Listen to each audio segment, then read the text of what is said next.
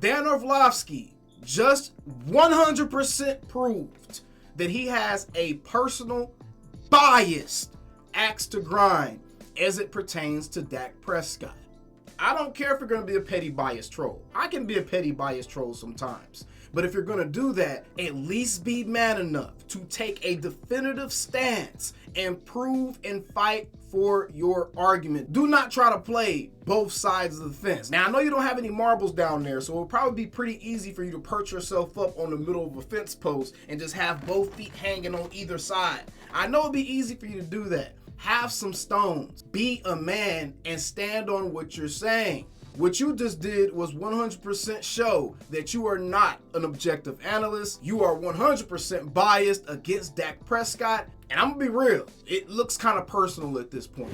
So over on X today, Cowboys Fan Talk tagged Dan Orlovsky with an old receipt that he had posted earlier this year in January, in which Dan Orlovsky did his NFL playoff starting QB rankings. Dak Prescott is ranked number 12 on this list behind pretty much everyone that wasn't some type of undrafted rookie or starting rookie quarterback, right? The only people he has him rated over are Brock Purdy and Skylar Thompson, which is absolutely disrespectful. I don't care how many interceptions Dak Prescott threw last year. He was still a better quarterback than Geno Smith, Daniel Jones, all these guys that you have ranked above him. He was still playing better quarterback than those guys. And you were tagged in this, as you should have expected. If you're going to put out these lists and act like you're some type of NFL savant, you should expect for people to pull your card and challenge you when you are blatantly, obviously wrong about something. Actually, you should be pretty used to this, as this isn't even the first time that you've been held to the fire about something that you were blatant and obviously and irresponsibly wrong on. And we're going to touch on that in just a second, because it kind of further proves my point that you have no stones. You can't stand on the things that you say. And not only that, it also shows that you do your job in a very, very shoddy, half-hearted way. As an analyst, as a reporter, it doesn't matter which way you want to flip it. You see, to this very innocent post from Cowboys Fan Talk, just a little harmless trolling, Dan Orlovsky actually responded to this trolling, which is letting me know he hears and is starting to feel the criticism. He knows that the jig is up. He knows that everyone is taking his career as an analyst and his prospective career as an NFL coach about as seriously as anybody took his NFL career. He's in the backseat. But he posted this extremely disingenuous post of a stat line of Dak Prescott in the 49ers game last year in the playoffs. Hey boss, have an amazing weekend. Yuck. Yes, that list was for that moment heading into the playoffs last season. Yuck. In the moment, like the title says, yuck, Dak is a good, really good quarterback, as I have always said. But hold this for me. And then he drops the stat line for Dak Prescott in a hard-fought game against the San Francisco 49ers, which, okay, he threw 2 interceptions. You act like this stat line is something that you haven't seen literally damn near every other NFL quarterback. And I'm actually sure we have probably seen this exact stat line or something very close to it from every other NFL quarterback that has ever played the game. But again, you probably wouldn't even know that. You didn't play much, did you? And when you did, you damn sure didn't do a lot of winning. But here's my point.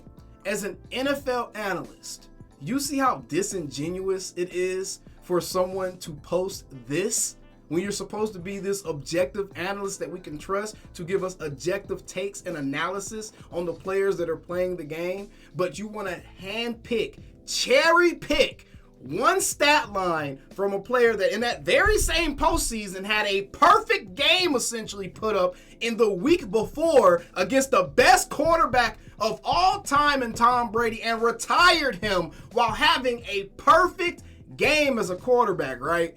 And then you cherry pick this stat. I just have one question, Dan. Why didn't you cherry pick Trevor Lawrence's stat line from that very same playoff run? In both of his games that he played in the playoff, he was actually pretty putrid. In one of them, he threw 4 interceptions. In another, he threw 1 interception, didn't complete 15 of his passes, 217 yards, 1 touchdown, 1 interception. This game right here is actually damn close to what Dak Prescott did against the 49ers. And this is my problem. We like to try to attach all these negative stereotypes and ideas to Dak Prescott as if it's specific to him, as if he's the only quarterback that's going to have this type of game against the best teams in the league, usually with the best defenses in the most high-pressure situation, in a game last year in which he had no other weapons to go to outside of CeeDee Lamb because the 49ers broke Tony Pollard's leg early on in that game. But we like to cherry pick and try to paint the picture that Dak Prescott is the only quarterback that has something to prove in the playoffs. Dak Prescott is the only quarterback that plays bad games in the playoffs. Oh, we can look at Joe Burrow from, again, the same year. AFC Championship game against the Kansas City Chiefs. 26 of 41, good for 63% passing, 270 yards, 1 touchdown, 2 interceptions. Again, another game in which the quarterback had multiple interceptions, and it led into a loss. Oh, let's look at Josh Allen from the same playoff run, shall we? His last game. 25 of 42, 59.5% passing, 264 yards, 0 touchdowns, 1 interception. Again, he had a very comparable game to what Dak Prescott had against the 49ers. But you thought it would be cute to go ahead and try to single out Dak Prescott because he had a less than stellar game against the 49ers. Okay, true, cool. What exactly did this prove outside of the fact that you're a compromised analyst? That's all this proved. And again, my biggest issue with this isn't the fact that he trolled back. That isn't my biggest issue. It's trying to play both sides of the fence. And on top of that, this post you're responding to, CFT has nothing to do with Dak Prescott. He's not a representative. He's not his friend. He doesn't have a direct line to him. He's not speaking for him. He's not speaking for anybody in his camp. He is a fan just like the rest of us. And you, in responding to a fan, attacked a player. Yeah, that seems about right. That seems about right. That sounds like what a professional should do, right? Goodness gracious, Dan Orlovsky. Have some shame. But we know you have none of that.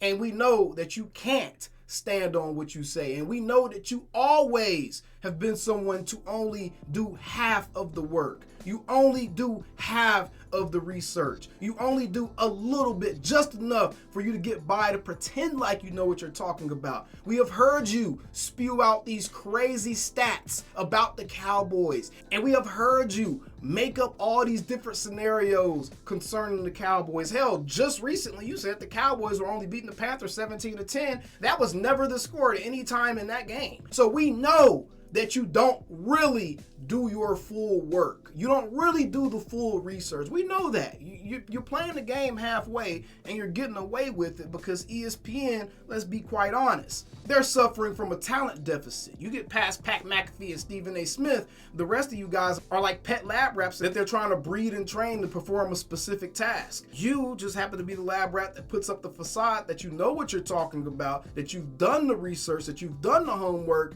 but you absolutely have not. And this even goes into your reporting. And you know what's interesting, Dan? You've always had a harder time being fair and objective and being as willing to heap praises on quarterbacks with a darker skin complexion than yourself, which is interesting to me. I'm not calling you a racist. I don't believe you're a racist, but I do think you're participating in a little bit of tribalism. I do think that for sure. I do think that guys that look like you give preferential analysis towards. I do think that guys that you feel like you want to go get a beer with, you try to make sure that you say overly positive things about them. I do believe that. I do believe that you showcased this bias a couple of years ago and you got absolutely tore up by fans, the media, and some of your own colleagues when you were discussing and perpetuating harmful and disingenuous rumors about Justin Fields, even though you did your research. I do remember that. I do realize that if you look up the times that you have praised black quarterbacks or quarterbacks that look different from you, it was all after the time in which you made those comments about Justin Fields. I do realize that. I do realize that you've made a more concerted effort to try to find one of these guys that you can praise, so that way it can't be held against you that you were one of the components in trying to perpetuate a rumor that would damage a young man's career that was based completely on false premises. Oh, y'all don't know what I'm talking about? A couple of years ago, Dan Orlovsky went on the Pat McAfee show and perpetuated these rumors about Justin Fields. He heard Fields was a last guy in, first guy out player. Orlovsky also said of Fields, not like the maniacal work ethic. I've even heard it compared to Justin Herbert, where it was like, dude, when Justin Herbert showed up, he was like a psychopath when it came to working and getting ready for the draft. Or even at school, like, give me more. I want to work nonstop. And I've heard that there are issues with Justin Fields' work ethic. Okay, lazy, issues with work ethic. That sounds very, very stereotypical. That sounds like the typical stereotypes used to degrade and bring down black quarterbacks coming into the NFL to show that they can't play the position.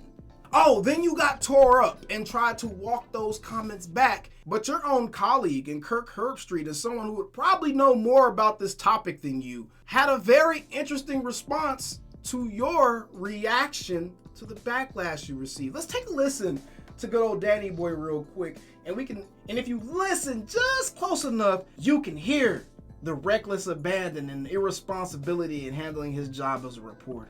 I want to have a conversation about Justin Fields yesterday and what I said on Pat McAfee's show. So Pat on yesterday's show asked me, like, hey, sounds like Justin Fields is dropping. Why do you think that's the case? And I said, I don't know, but I had done some digging, and teams had told me that there were concerns with his work ethic, how great he wanted to go be. And I said, that's what I've heard, Pat. And then obviously it created a big conversation and narrative yesterday, firestorm. And so that forced me to do even more digging over the last 24 hours. And I've had two conversations that I want to put out there to kind of clarify the situation or put more out there about the situation. One conversation I had is with an offensive coach at Ohio State. And he said, tell them that's absolutely not true, that Justin Fields' work ethic is spectacular, that he is a guy that has great football IQ and he's always studying tape. And then the second conversation I had is with John Beck, who's kind of trained Justin as he's headed into his pro day. And John's had a really positive experience, saying that, like, listen, this guy's always working incredibly hard on the field. And even after we're done with our field drills, he's the guy that wants to stay after and work on different footwork or different throws. And so he's had a very good experience. So the reality is that I have heard those things from teams. And they might feel that way. Interesting. He said, I was told, I did some research, and I was told, and I heard this. And then in the very next statement, you said you did more research, and then the more research led to you talking to people that would actually know about Justin Fields' work ethic, being an offensive coach and someone else that worked directly with him, which honestly, your original research should have been that. Your original research should have gotten you as close as possible to the direct source before you perpetuated anything on TV. But then you say you do more research and the things that you originally said were completely false. But they were just based off of stuff that you heard. And who knows, it could have been another team trying to blow smoke. You know, it's around this time with the NFL draft. You didn't do your job right. And your colleagues laughed at you and ridiculed you for it. Kirk Herbstreit said, absolutely ridiculous. Even if you aren't saying it, to pass that along from people in the know is reckless and absurd. Embarrassing. Oh, and Kirk wasn't the only person that had something to say. Bucky Brooks also said this about you, Dan Orlovsky. It always appears that certain QBs are labeled as lazy or lacking a great work ethic, while others are lauded for their IQ and mental capacities. Again, his affection and infatuation with Justin Herbert started well before he actually got into the league. It would be nice if we wouldn't routinely affix stereotypes to only black quarterbacks. Non-black QBs never get these labels on TV. Weird, right? And that is true. And it's just interesting to me that you're needling and trying to point out little deficiencies in Dak Prescott's game and make them bigger than what they are and try to highlight those deficiencies. And you have a history of doing such with black QBs. Now again, I'm not calling you a racist. I'm just saying you might be participating in a little bit of tribalism.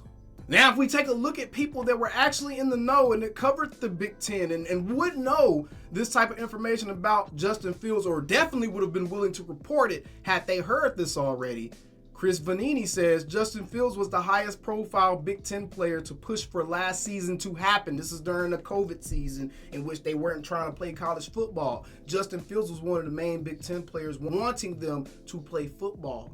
A lazy guy wouldn't do that, when he could have opted out and been a top 5 pick. He later played through a brutal injury to beat Clemson. Spare me on this cliche crap. So you see, the point here is no one should be surprised that Dan Orlovsky is an analyst that only halfway does the research, that only does half of the footwork. Dan Orlovsky is no more of an analyst than I am. He's no more of an analyst than you are watching this video. You've never been able to stand on your reporting. You've never been able to stand on your analysis. Your reporting and your analysis has all been based off of how you feel most of the time. You can look at the stats, you can look at the numbers, you can look at the analytics. Hell, most of the time you can watch the film and it'll tell you that whatever Dan Orlovsky just said is absolutely false. But you know what? Keep posting your screenshots of Dak Prescott's cherry-picked bad games so that way you can troll the player even though you were responding to a fan. And I'll just be sure to keep proving to the general public why you shouldn't be taken seriously. No one should really care about your opinions, and I'm willing to bet if you try to branch off from ESPN and start your own individual platform, start a Dan Orlovsky show, start a Skip Bayless show, start a Club Orlovsky. Start one of those and let's see how many people actually really give a damn about your opinion, Dan. But either way, the Cowboys are winning. Dak Prescott's jockstrap is a better football player than Dan Orlovsky ever was, and I'm just glad that he's my quarterback. Y'all know how we always end these videos. How about them Cowboys? Take it away, Pastor. Dan, bro, you are a sad little Keebler elf. Calling me, texting me, paging me, asking me, am I still them boys? Y'all usually check on me. Listen. I'm still them boys. Hey! Woo! Oh, shut up, my boy. Hey! I'm still them boys.